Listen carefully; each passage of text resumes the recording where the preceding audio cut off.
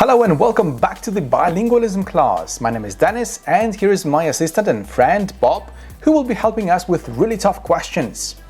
So today we're going to be talking about the bilingual community.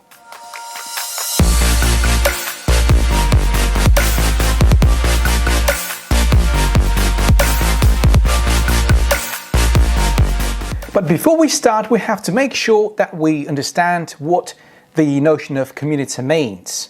So Bob, what does a community mean to you?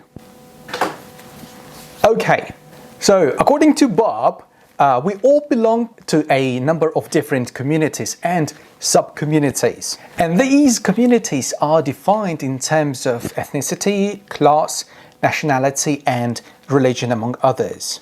And language is not by itself usually the sole determiner of social groupings. And it's often the case that language becomes intertwined in complex and sometimes politically charged ways with these various other indicators of group membership.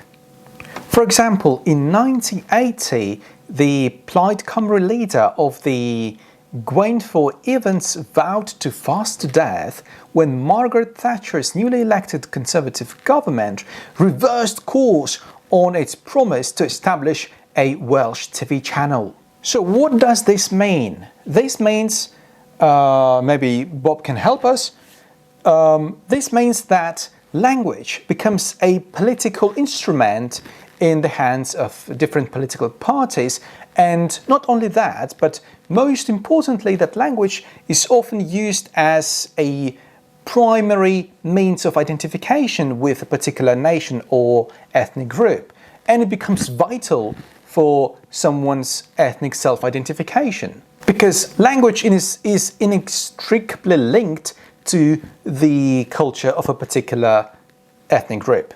So now let's go back to the issue of bilingualism and how it is related to the community.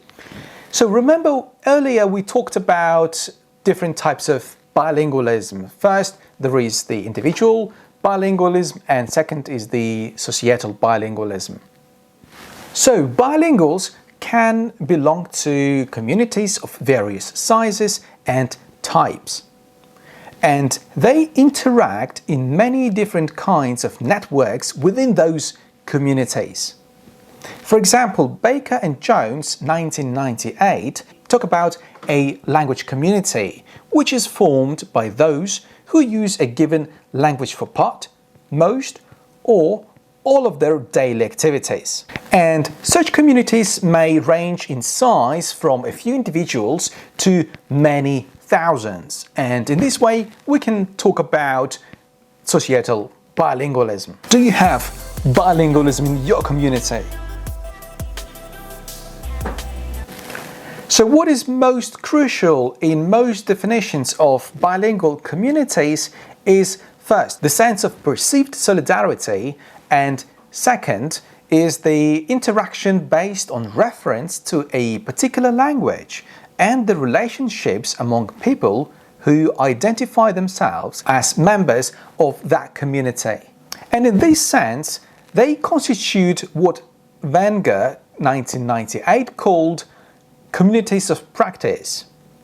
So how do you understand the notion of communities of practice?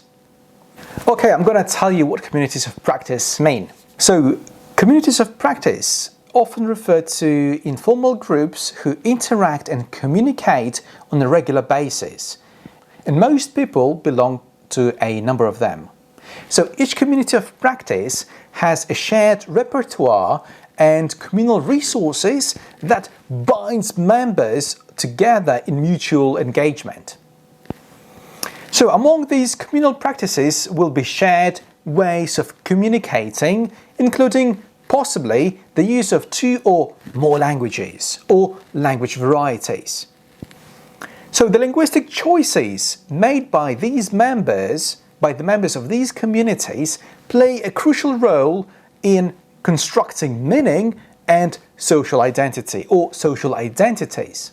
For example, when I was a teenager, I used to communicate with my friends who were Russian Turkish and Greek-speaking Pontic Greeks who resided in Cyprus. Most of the time we used either Russian or the Greek language, switching depending on the topic. But sometimes we use just swear words in the Turkish language. So this is the typical communication pattern for us teenagers back then. Okay, it's time for torture now. I would like to ask you a question. So I would like you to think now of a community of practice in Russia or in your country, for example, and also think of their shared ways of repertoire and ways of communicating, and write them in the comments below, right? Right. We live in a globalized world where people move from one country to another and often settle in a different country, and they establish different communities there. And once the community has been established in the country, in the host country, we can talk about the community language. So basically that's the language that the community uses within the community.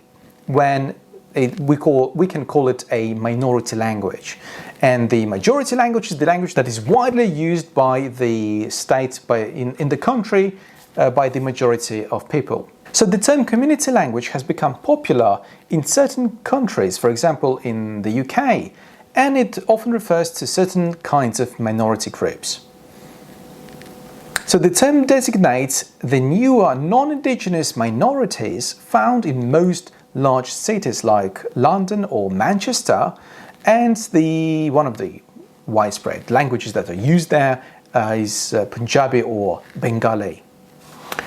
For example, when in 1991 the Japanese government finally admitted the existence of some 100,000 Ainu people as an ethnic minority, it still refused to acknowledge that the Ainu are indigenous population. Okay, and I've got a question for you. Do you know any other indigenous groups whose linguistic rights are not recognized? So write where, and if you know, why. That's all for now. Thanks for watching and see you next time.